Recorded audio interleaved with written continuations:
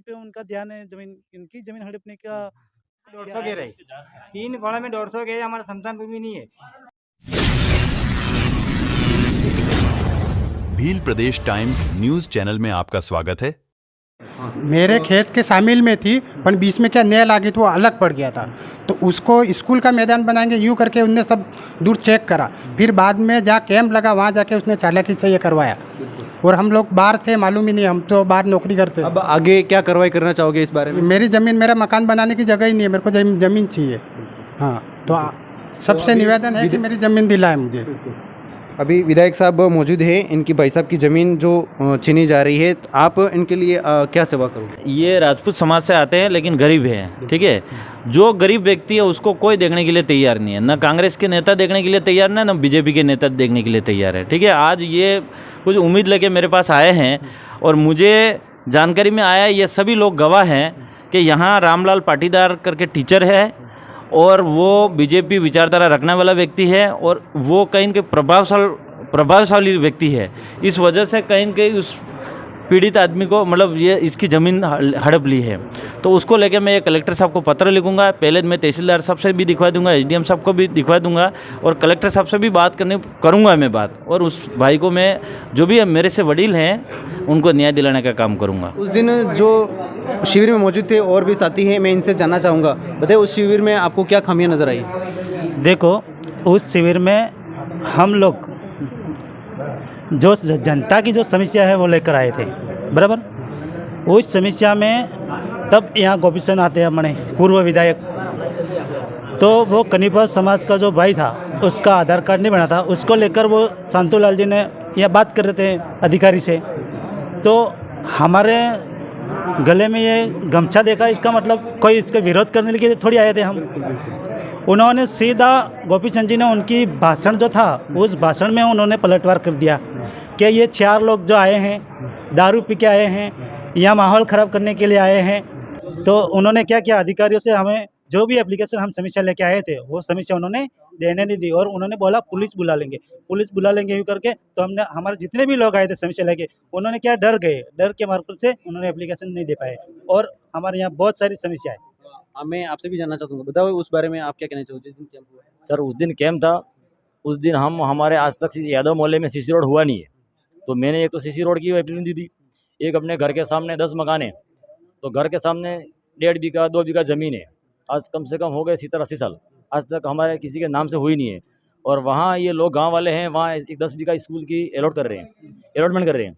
तो मैंने पटवारी से भी बात की, प्रिंसिपल से बात की कि सर ये 10 बीघा आप अलॉट करोगे तो हमारा कब्जा कटेगा, तब स्कूल बनेगी, तो हम कहाँ जाएंगे, हमारा मकान बनाने की ज़मीन है नहीं, क्या करेंगे। तो उन लोगों ने कहा कि नहीं, स्कूल तो बनेगी। तो मैंने एक एप्लीकेशन वो दी थी, 2 एप्लीकेशन दी थी, वो मेरे काका का लड़का है, वो अरविंद करके, उसको मैंने भेजा कि भाई सरपंच साहब का साइन करवा के ला, फिर अपन पिंटू भी अपने साथ में दे देंगे। तो जाते समय उन लोगों ने वो सरपंच साहब के सामने खड़े हो गए, ऐसी तैसी वो करने लगे। सबसे पहले तो आपको भील प्रदेश चैनल को सबको धन्यवाद, जोहार करता हूँ। और उस दिन शिविर के बारे में क्या कहना है? उस दिन के समय के बारे में सर, मैं थोड़ा कुछ बाहर कुछ काम में था, मगर मैं भी तुरंत अंदर आ गया, तो आके देखा, मगर ये जो गोपी जी और हमारे जो सरपंच साहब अभी है यहाँ पर पंचायत में मौजूदा, उन्होंने कुछ अलग बातें कुछ की, और ऐसे लोगों को हम देखो अभी नकार कर रहे हैं। और गोपी जी के ऊपर ये भी यहाँ से आसान देता हूँ कि आपके मीडिया के प्रभारी से, कि आने वाले चुनाव में अगर आपको अगर वोट भी अगर लेना है, तो एक बार ग्राम पंचायत गलियाना में वागदरी फली में आ जाओ, आपका बहुत अच्छी तरह से हम स्वागत करेंगे, और आपका बहुत धन्यवाद बोलेंगे उस दिन। और जो देशद्रोही क्या है वो उस दिन बताएंगे आपको। ये आपके चैनल के माध्यम से मैं बोलना चाहता हूँ। हमारे साथ तो एक दादा भी हैं। दादा बताओ, तुम्हारा हूँ तकलीफ थी? हमारे तकलीफ तो यही है कि भाई आए ये विधायक आया था, तो गोपीचंद जी था कि हमारा डायो तो बस हमारे यही जवान हो केम के ई शुभ के अमने अमने ई शुभ के ये મને કહે કે વાગે ડાયો એટલે હું લવંડર બસ ઈ જ કહેવાનું અમારે, હું કહેવાનું બીજું હારણ જીવાણી જીવી રહ્યો इसके पास क्या बोले? बोलो क्या कहना चाहोगे?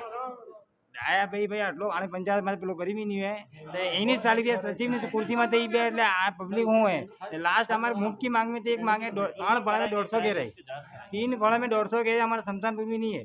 20 वर्ष से हमारा सरपंच, हमारा फड़ा ना सरपंच है, हमारे वर्तमान में ये तीसरी बार है हमारा शमशान भूमि નું કામ હજી સુધી નહીં થઈ રહ્યું। તેના મેં આ પત્ર આલ્યું तो वागदरी फड़ा शमशान की वागदरी फड़ों की यही खबर नहीं है सचिव ने। वागदरी फड़ा कहाँ है वो सचिव को नहीं मालूम है। तो वो सचिव है वो दयालाल जी जो पूछ रहा है कि कहाँ है इनका शमशान कहाँ है।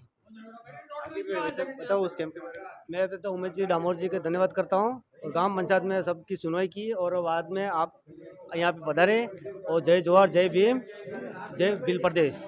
मैं एक ही सवाल करना चाहता हूँ कि सबकी सुनने के लिए लास्ट में उमेश जी बाहर गए थे और लास्ट में आके उन्होंने सबका सुना और सबका समाधान करने के लिए आप पधारे हैं यहाँ पे, उनका मैं धन्यवाद करता हूँ। दूसरी बात ये है कि यहाँ गलेना की समस्या बहुत है, आज तक कोई उसकी सुनाई हुई नहीं है और अच्छे जो लोग हैं बड़े बड़े जो लोग हैं वो कभी गरीबी की सुनते हैं नहीं और वो उनको दबा के रखते हैं।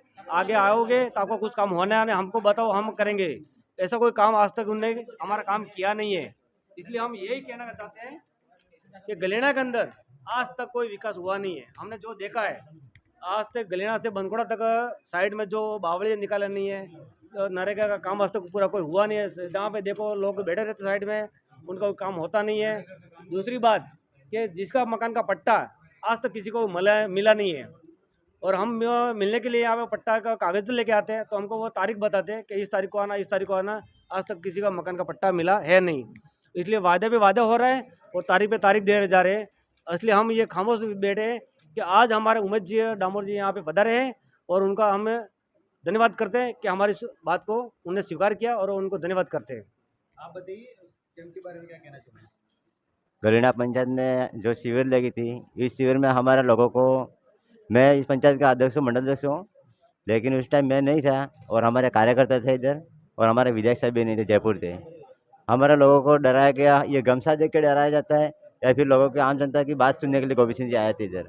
गोपी सिंह जी और यहाँ के हमारे जो वर्तमान सरपंच है वो हमारे लोगों को, गरीब लोगों को दबाया जा रहा है, उनका आवाज़ दबा रहे थे, उनका ज्ञापन लेने के लिए तैयार नहीं है। तो फिर किस वजह से ये कुर्सी पे आके बैठे थे। पहली बात तो महिला सरपंच है, गीता देवी सरपंच खाली यहाँ पे दिखाने के लिए आते हैं कि हम ये ऐसा काम कर रहे हैं, आज तो हमारा किसी का कोई काम होता नहीं है। બોલો તમારે શું સમસ્યા હતા આવ્યો આજે?